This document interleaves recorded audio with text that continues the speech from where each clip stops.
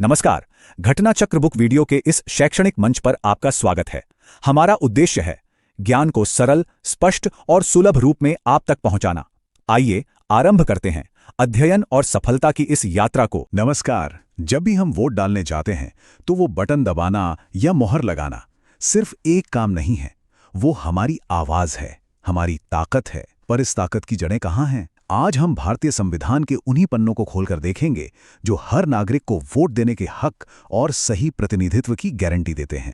तो आज का सबसे बड़ा सवाल यही है, आखिर हमारा संविधान ऐसा क्या करता है कि करोड़ों लोगों के इस देश में हर एक आवाज की गिनती हो, हर आवाज को सुना जाए। चलिए हमारे लोकतंत्र की इस संवैधानिक मशीनरी को थोड़ा और करीब से समझते हैं। तो चलिए शुरुआत करते हैं बिल्कुल बुनियाद से, वो नींव जिस पर हमारे लोकतंत्र की पूरी इमारत खड़ी है। ये एक बहुत ही सरल लेकिन उतना ही शक्तिशाली सिद्धांत है, एक व्यक्ति एक वोट। और इस सिद्धांत को कानूनी जामा पहनाता है आर्टिकल 326। ये वो मजबूत खंबा है जो कहता है कि हर वयस्क भारतीय नागरिक को वोट देने का अधिकार है, बिना किसी भेदभाव के।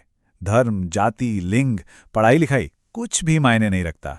यही तो हमारे लोकतंत्र की असली बुनियाद है। तो इसका असल में मतलब क्या है? मतलब है पूरी तरह से बराबरी। चाहे कोई देश का सबसे अमीर इंसान हो या फिर कोई बहुत गरीब, किसी भी समुदाय से हो, हर किसी के वोट की कीमत, उसकी ताकत बिल्कुल एक बराबर है। एक व्यक्ति, एक वोट और एक ही मूल्य। लेकिन एक मिनट, क्या सिर्फ सबको वोट का अधिकार दे देना ही काफी था? हमारे संविधान बनाने वालों ने सोचा, शायद नहीं। उन्होंने ये भी पक्का किया कि जिन समुदायों को इतिहास में पीछे छोड़ दिया गया था, उनकी आवाज संसद और विधानसभाओं तक जरूर पहुंचे। और इसी सोच को हकीकत में बदलने के लिए हमारे संविधान में दो बहुत ही खास अनुच्छेद हैं। आर्टिकल 330 जो लोकसभा में अनुसूचित जाति और जनजाति के लिए सीटें रिजर्व करता है, और आर्टिकल 332 जो यही काम राज्यों की विधानसभाओं के लिए करता है। मकसद सिर्फ एक है, हर लेवल पर सबको साथ लेकर चलना। अच्छा, तो ये सिस्टम काम कैसे करता है? प्रोसेस को समझते हैं। बड़ा सीधा सा है। पहला कदम, कुछ चुनाव क्षेत्रों को एससी या एसटी समुदाय के लिए रिजर्व कर दिया जाता है। दूसरा कदम, उन सीटों से सिर्फ उसी समुदाय के कैंडिडेट चुनाव लड़ सकते हैं। और सबसे जरूरी तीसरा कदम, उस इलाके के सभी वोटर्स, चाहे वो किसी भी समुदाय के हों, वोट डालते हैं। एक बात हमें हमेशा याद रखनी चाहिए, हमारा संविधान कोई पत्थर की लकीर नहीं है। ये एक जिंदा दस्तावेज है जो वक्त के साथ सांस लेता है और खुद को बदलता है। चलिए ऐसे ही एक बदलाव को देखते हैं। देखिए, पहले हमारे संविधान में आर्टिकल 331 और 333 के तहत एंग्लो इंडियन समुदाय के लिए एक बहुत ही यूनिक प्रोविजन था। अगर ऐसा लगता कि उनका प्रतिनिधित्व पूरा नहीं है, तो राष्ट्रपति लोकसभा में और राज्यपाल विधानसभाओं में इस समुदाय के सदस्यों को सीधे नॉमिनेट कर सकते थे।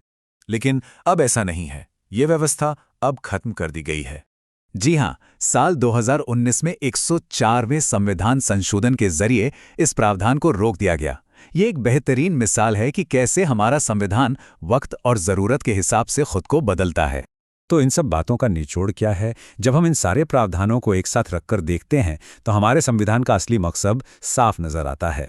तो आज हमने 3 बड़ी बातें समझी। पहली और सबसे जरूरी, आर्टिकल 326 हर वयस्क नागरिक को वोट का यूनिवर्सल अधिकार देता है। दूसरी, आर्टिकल 330 और 332 के जरिए एससी/एसटी समुदायों का प्रतिनिधित्व सुनिश्चित किया जाता है। और तीसरी, 104वां संशोधन ये दिखाता है कि हमारा संविधान एक जिंदा दस्तावेज है जो वक्त के साथ बदल सकता है। और आखिर में एक सवाल जो सोचने पर मजबूर करता है, एक आदर्श लोकतंत्र में, एक परफेक्ट सिस्टम में नुमाइंदगी या रिप्रेजेंटेशन का सही मतलब क्या होना चाहिए? ये कैसा दिखना चाहिए? ये सवाल सिर्फ किताबों के लिए नहीं है, बल्कि हमारे लोकतंत्र के भविष्य के लिए है। इस पर जरूर सोचें।